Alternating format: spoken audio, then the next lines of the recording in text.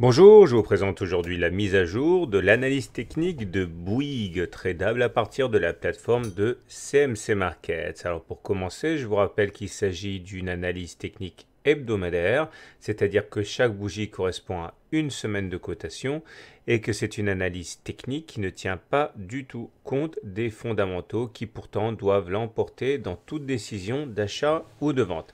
Alors comme vous le savez, Bouygues est actuellement sous le feu des projecteurs à cause ou grâce à l'offre qui lui a été faite de 10 milliards d'euros pour un rachat et offre qu'elle vient de décliner hier soir.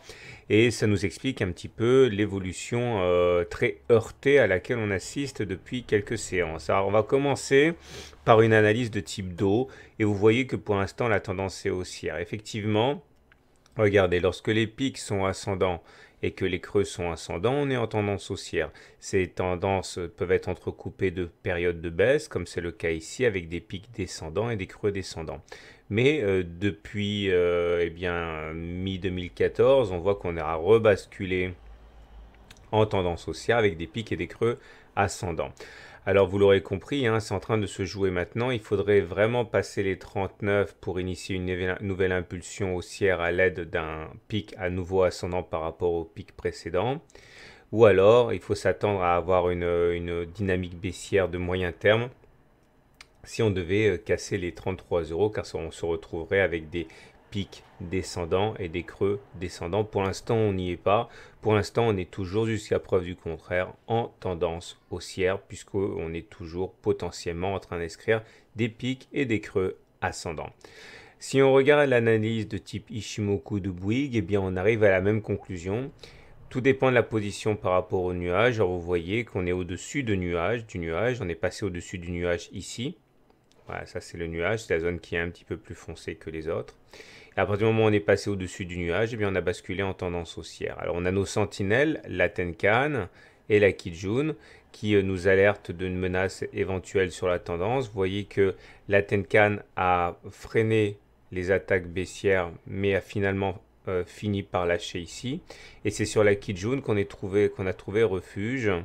Et c'est sur cette même Kijun qu'on est reparti à la hausse. Alors il est vrai aidé par la fameuse annonce d'Altis sur Bouygues.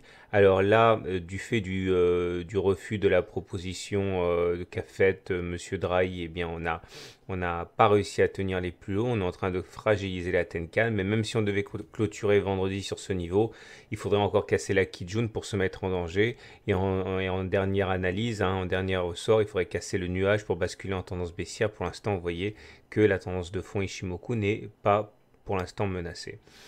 Je vous propose maintenant une analyse graphique de Bouygues parce que c'est un ensemble de cas d'école. Regardez, on a évolué pendant près d'un an à l'intérieur d'un vaste canal ascendant. Or, on sait que lorsqu'un canal ascendant est cassé, il faut prendre la hauteur de ce canal et le reporter en dessous du point de cassure. Ça vous donne une oblique objective. Cette oblique objectif a été touchée ici. Et par la suite, on a dessiné ce qu'on appelle un biseau ascendant, enfin plus précisément un biseau d'élargissement ascendant ou une figure d'élargissement ascendante dont on sait qu'elle, par contre, se cache généralement par le bas. Ça a été le cas ici, avec pour premier objectif d'aller chercher les différents points auxquels on raccroche l'oblique, c'est-à-dire celui-là. Mais heureusement, alors qu'on était vraiment parti pour aller toucher cet objectif, on a été sauvé par la fameuse annonce de Monsieur Drahi qui a provoqué cette fameuse impulsion et qui nous a permis de reprendre de la hauteur au lieu de nous acheminer tranquillement vers cet objectif-là. Alors j'aimerais également vous montrer que le niveau de rebond n'est pas fortuit. En effet, si on trace les Fibonacci sur toute la période de hausse qu'il y a eu depuis les 23 euros jusqu'aux 39 euros, on voit et on le sait qu'on a tendance à consolider par étapes. On va d'abord chercher les 23,6% de Fibonacci, puis si ça casse, on va chercher les 38,2% de Fibonacci. On voit bien que c'est ce qui s'est produit. On a cassé les 23, on a pris appui sur les 38 et on est reparti à la hausse à l'aide d'un gap de rupture, c'est-à-dire une absence de cotation entre les plus hauts de cette séance et les plus bas de cette séance. Du coup, on se retrouve dans une situation technique qui est assez mitigée avec ces feintes de corps.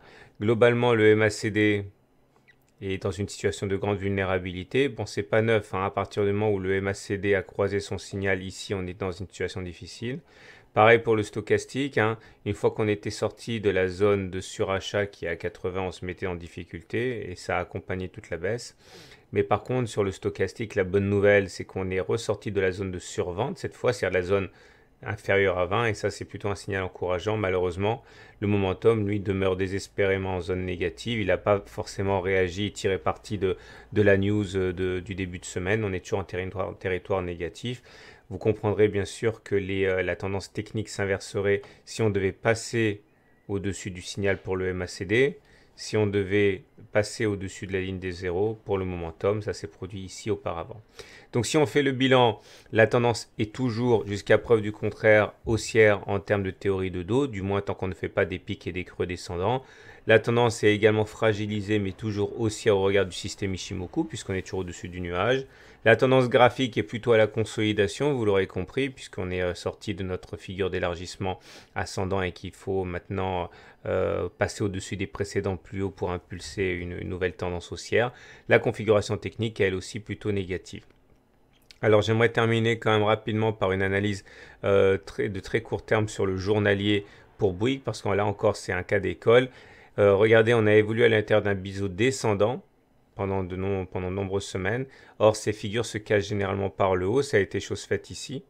Et l'objectif est d'aller chercher les différents points, j'en ai parlé, auxquels on accroche l'oblique. Donc ça a été rallié et ça également, ça a été rallié.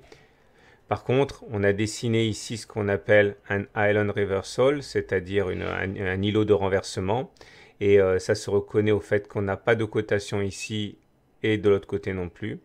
Et ça, généralement, c'est un signal de faiblesse, ce qui explique d'ailleurs pourquoi on est en train de souffrir actuellement. Voilà, je vous souhaite une bonne journée, je vous souhaite de bons trades et à très bientôt pour une autre analyse technique.